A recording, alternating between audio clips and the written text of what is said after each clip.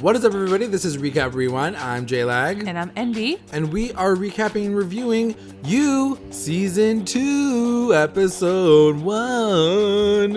And it's called A Fresh Start. A fresh start? Ooh. So we are doing sort of, guys, like a season 2, episode 1 explained, right? Yeah, like questions yeah. that we've had for this new season of You. Questions that you guys had on Twitter, because we've been getting a lot of like messages on Twitter and Instagram For sure. for us to do this podcast. At first we weren't sure, like, We're like, should are we gonna go ahead jump with back it? into this? Yeah, like, do we want to? If you listen to our first season, you know how we kind of left it off. We were like, Like, meh. Like, yes, entertained, but what we want a second season, we weren't sure. We were like, Yeah. meh. Yeah. So now we get And the now it's second like, season. yeah, It's let's here. just do it. So this first episode, we are going to discuss kind of what we thought and just initial thoughts of like the season, what we think of like how it's gonna go. We've never read Hidden setup. Bodies, Yeah. but it's based on that book, the second book from the series. And yeah, just general thoughts on it, and then we'll see where it goes. I don't know if we want to do it episodic, like every episode, Yeah. or we just do the season 1 episode or season 2 episode 1, and then we go to the finale Yeah, once we binge like a watch the recap rest of of the it or season. something. Yeah. Let us know what you guys think. We'll follow your guys' lead to let us know what you guys think about the season so far. But yeah, let's what just did get you into it. think of the pilot? I mean, it's not the pilot, but the first episode. Okay, so I left this episode with 2 questions, or not questions, but assumptions. Assumption number 1 is this is going to be the exact same story that we got from season 1, Yeah. book 1, just in a sunnier, In LA. just in LA. Yeah. So he's just going to kill another girl. He's going to go crazy. He's going to stalk another girl. He's going to kill the girl, and then he's going to get away with it. The second thought was they're going to try to twist us, and maybe he gets what's coming to him after all this time.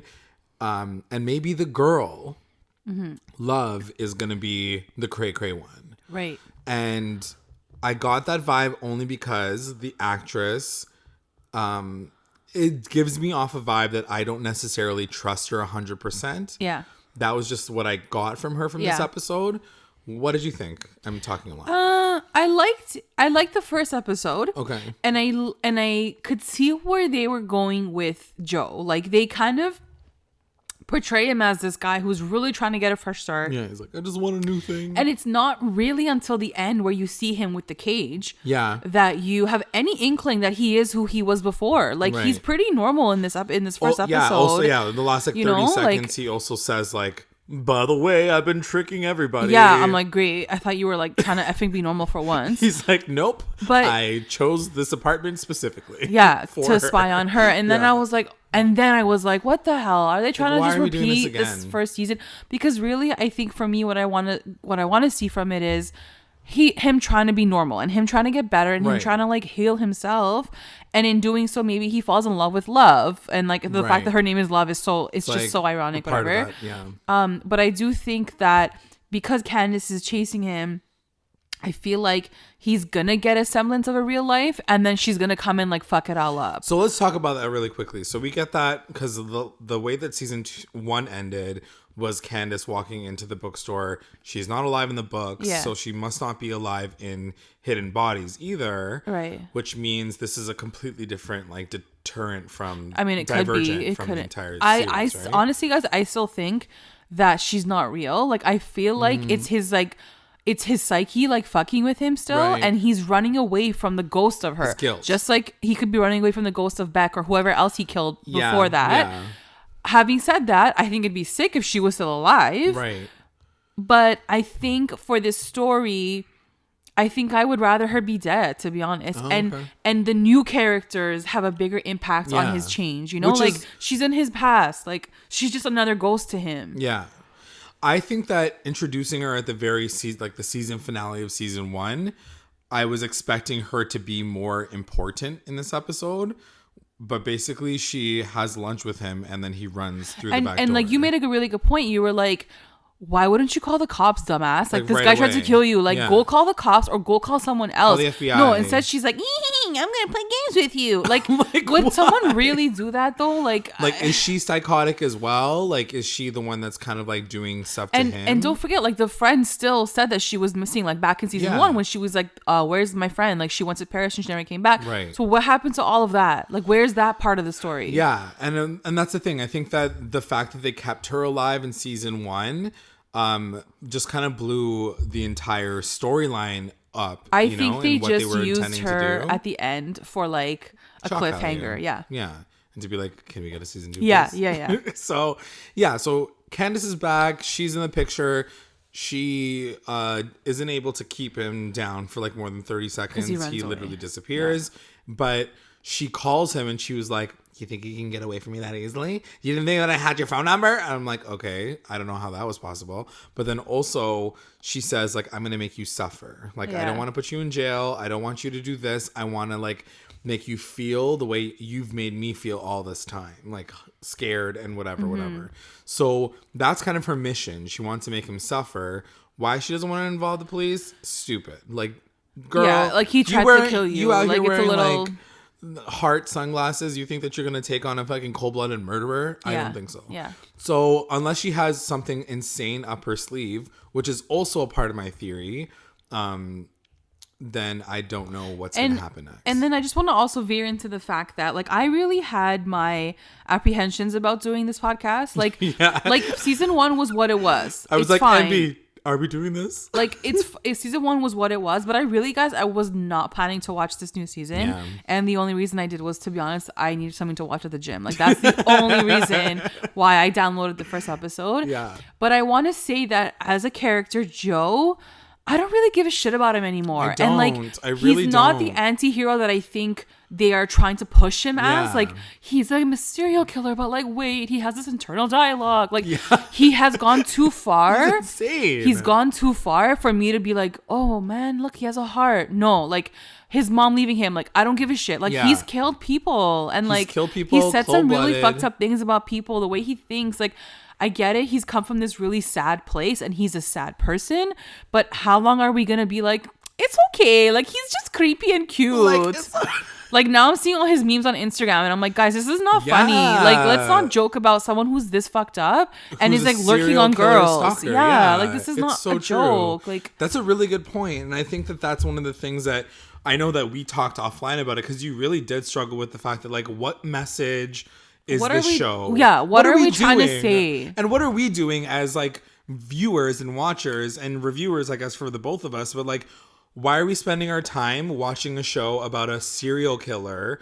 Like, you can't paint this any other way. And He's I a think serial for me, killer, Beck dying really solidified that for me, because it was like, this chick had no retribution. Like, this chick did not get anything. Like, he fucking killed her and that was the end of her. It was it. Yeah. So they didn't even give her an inkling of like a hero moment for me, and I needed that. Yeah. In this story of what you're trying to tell of this person, I needed something like that. And I think it's what we said in our season finale, and I think what we were struggling with the entire season of season 1.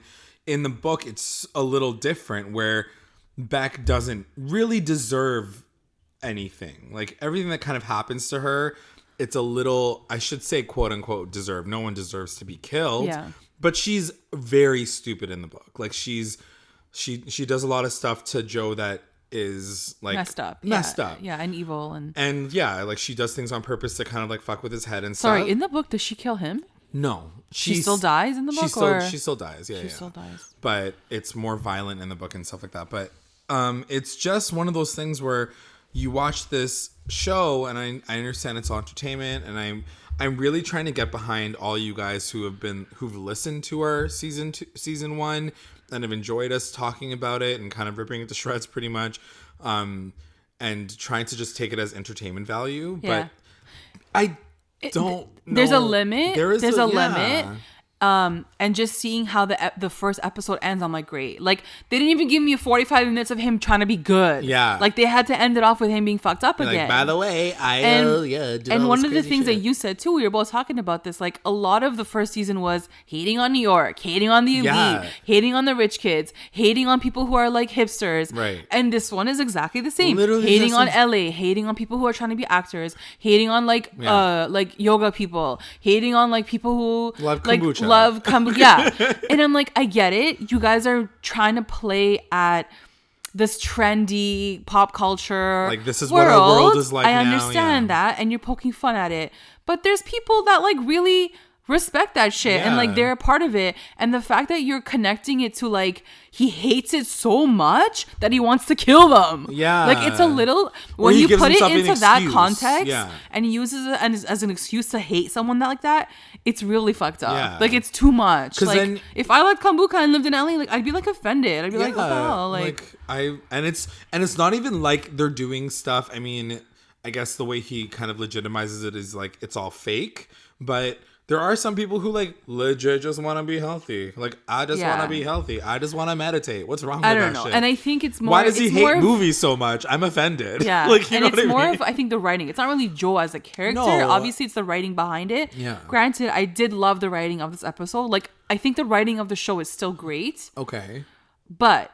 I'm over that like typical like here I go to LA, here I go here, like it's like it's like the script, like it's the same template as the first season. Hear it every single time. Yeah. And it's just I don't know. And so we're kind of all over the place, but he meets a girl named Love in a grocery store, and when we first see it, you think it's all by chance, but obviously in the last 2 minutes of the episode, he's planned literally everything. And that was another thing too. Yeah. Like, I really wanted this moment to be a little different for him to be like, okay, I'm going to try to be normal. Because the whole episode, he's like, I'm going to be normal. I'm not going to do this. I'm not going to like jerk off in a corner. I'm going to be normal. And then it was all gone to shit because he was fucking crazy the whole time. By the way, that was like one of my favorite parts of the entire episode was I called it out as I was watching it. I was like, he's going to go to the back because she just gave him a scone.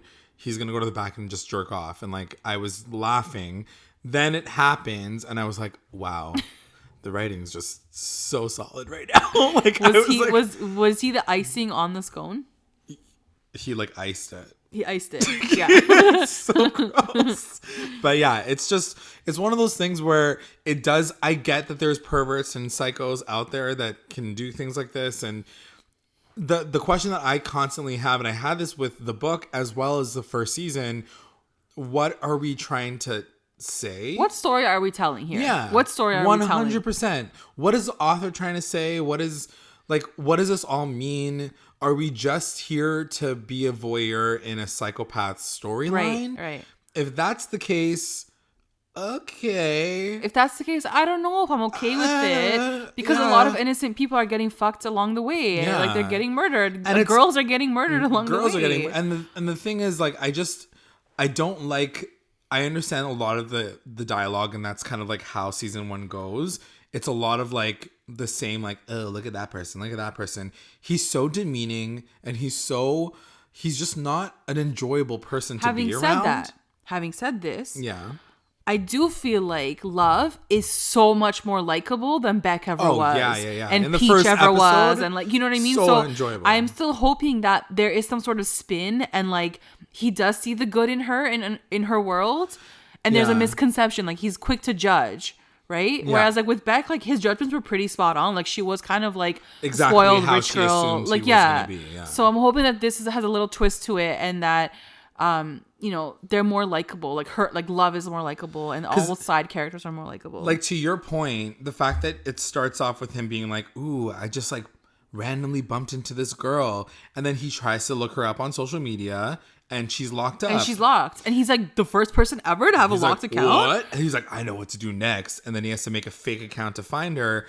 And like with Beck, he had an excuse. He's like, oh, you like to be watched. Yeah, because she was open. Yeah, so there's all this thing. So now Love is now introduced, and you're like, she's a different person. She doesn't have any of those things. Yeah. And she is private, and this, and this. And he's the one that's kind of like going into her life, and he's obsessing over like every little detail.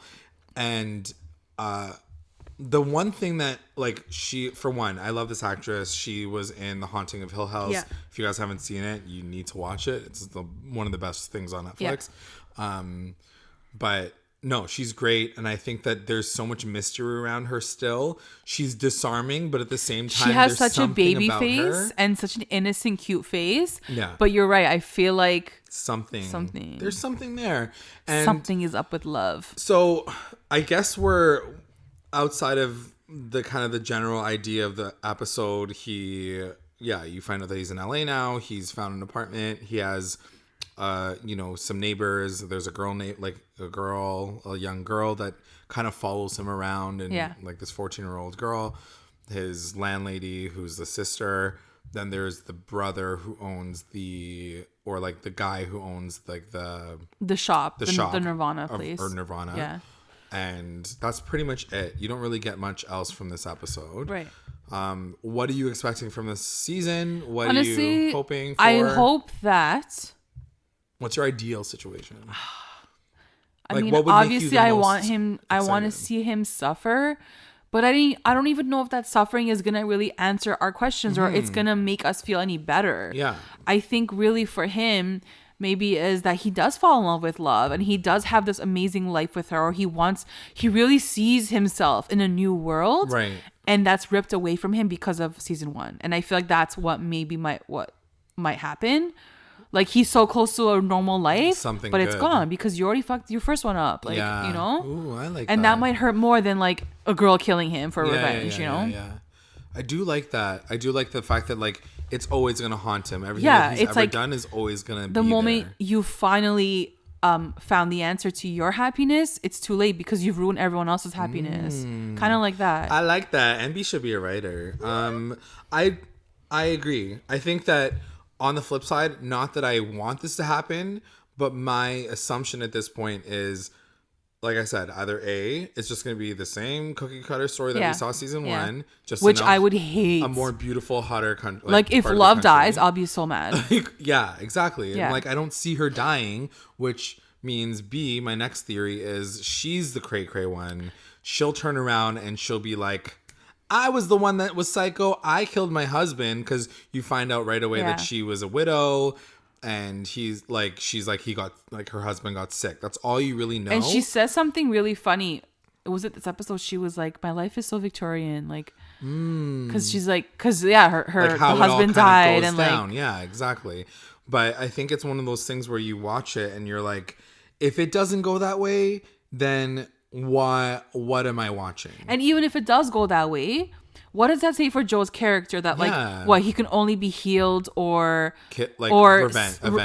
avenged if he meets a crazy ass bitch too? Yeah. Like, what does that mean for him as a character? True, like, yeah. I don't know. I like it, but I just don't know again what I don't know if I like my theory either. I love your theory, and I would love to see the story play out the way that you just mentioned it.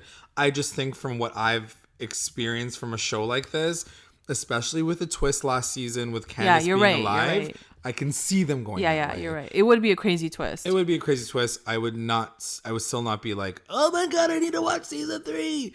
But I could see myself being like, okay, I feel a little bit better about the fact that Joe was a serial murderer all this time, because now the girls are going to get what, you know, they're going to get their revenge. And one of the things that and maybe we can talk about this more in like a second episode if we do it. Yeah. One of the things that I wish they did, or they do, maybe they might do it in the next episodes, but when he's with her, and he's really in love with her, and he's really like in with, like, living it, loving it, we don't hear his monologue. Like, I want to see an episode that for sure that just stop talking. But you know what I mean, because I feel like the monologue symbolizes his like dual personality and like this really fucked up side of him, where I feel like I want to feel him in the moment with her, really being in love with her, like really like enjoying life and like seeing things for what it is, like he's not constantly in his own and head. not constantly in his own head. And I want to see that. I would agree. I just want to see him be a different type of person for like an episode, maybe. You know, like they couldn't even give it to us in this one because like by the end he was still crazy. Speaking of which, did you decode at all what that back story scene was with his mom? Like, no, I don't understand that. Did she leave him? Like, was she a whore? Is that that's what I thought? I'm like, is she like going to like house? Is she gonna like strip it out? Yeah, that's what I thought. I wasn't sure, and like it was like, And that's the thing, you guys, you cannot bring the scene to me in season 2 when he's killed like 4 people already. Like, I don't feel so. I did feel sorry for him before. We knew that he had a hard childhood. We knew Mr. that because he was freaking like he was like that kid. What was like his name? Jose. Paco. Fucking Paco. So like we had that connection already that like something must have happened to this kid, but when he was younger, like we get that. I don't need that again in this season. Like I don't feel sorry for him. His mom looked so apprehensive the entire time. I didn't know what was going on. She was probably like, go, like you're a crazy kid. You're a killer. Like you kill animals. Like I don't want you. Yeah, I don't know what that was about, and I'm not looking forward to when we see the next full flash story. Forward, Yeah, it's a little too late for me to feel sorry for him. Like, and we don't need more backstory. Yeah, it's what we said season 1. We don't need more. We didn't need more of him getting abused by Mr. Moody. Yeah. Like I didn't need it because at that point in time he'd already killed people. There's no going back. And those people didn't hurt you. So like there's no justification. Like kill your mom. Like kill Mr. Moody. Yeah. Like what are you doing killing other people? So yeah, I don't know. I feel like it's not a major offense but to the writer or whatever, but I will say this. It's almost like cuz the way that it's set up, it's almost like Joe was not meant to be a serial killer. It's like he became a serial killer by default or something. Like I'm just a normal guy that just gets obsessed with girls. Yeah. And like suddenly people just started dying around me and I couldn't help myself. Number one, that's not believable at all. Like there's no serial killer out in the world that's like, it just happened. I don't know how it happened, but people just started dying around me and I just started killing people. And like, I was completely out of my control. It made me sick every single time I did it. You either get a huge pleasure out of killing people, which he obviously doesn't in the book or the story, like in the show. He throws up every single time he fucking touches a dead body. But then on the flip side, he hides and has memorabilia of people who are dead, which is literally really like what serial killers do. They have like mementos. So it's so funny that you're saying that now that you're labeling him as a serial killer because I never saw him like that before. See, that's what he is. He totally is. He's killed so many people, found a way to dispose of all these bodies, has hate and revenge and vengeance, and is like, you can't. And like I just like the way he killed Peach, even in the book, it was so calculated. That is literally what a serial killer does. He did. So like whether or not you want to believe Beck died by like crime of passion, if you want to look at it that way, he did. No, he killed other people, specifically deaths. Like he was like, I'm going to kill this person this way. So I don't know. I almost feel like she had this fantastical idea, like the writer had a fantastical idea of what a serial killer could be if they just got fucked up by society. But like really, there's so much more than that. And really, you just have to have that in a book it makes more sense. Gene. Like at this point, Riverdale makes more sense. Riverdale. I think in the book it makes more sense, maybe because it is all from his perspective. Yes. And you don't get to hear the other characters. You don't get to see them. But once you bring life to these other characters in the show, like you have to explain and you have to justify why he's killing them. Yeah. Or try to justify why he's killing them. And in this case, they can't ever. Because he's fucking psycho. I don't know. We'll see. I'll still watch. I'll watch it at the gym. I'll still watch. I'll watch it like as it comes. I know you guys are pretty thirsty for like us getting through the entire season. I know some of you have already like binge watched it over the holidays. I don't know if we're gonna go that fast, but like we'll like. And I really want you guys to ask yourself the question, like, what are we trying to tell here? Like, what? No, like actually, like, what are we trying to tell here? Like, my Instagram is blowing up with like fucking memes about like him, and it's like a cute like it's like haha when he like creeps your phone at night, and it's like Joe. I'm like, no, like he's a killer. Like why would like this isn't Baby Yoda? Like this is not cute. Like this is fucking crazy. Like he's a psycho. It's true. It's like, how did he become the poster child for stalkers? Yeah, as like a haha as moment. Like a he wants me. Like he's obsessed. Man. Like no, because he's gonna kill you. Because he's literally gonna murder you and chop you up and pull out your teeth.